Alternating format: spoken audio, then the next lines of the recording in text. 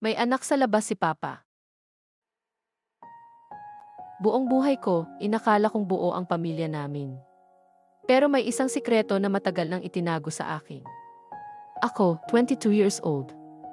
Lumaki ako sa isang masayang pamilya. May nanay, tatay at mga kapatid.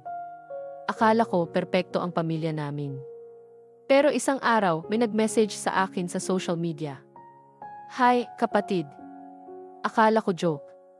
Pero nang makita ko ang mukha niya, halos hindi ako makahinga. Kamukha siya ni Papa. Hindi ko siya pinansin noong una.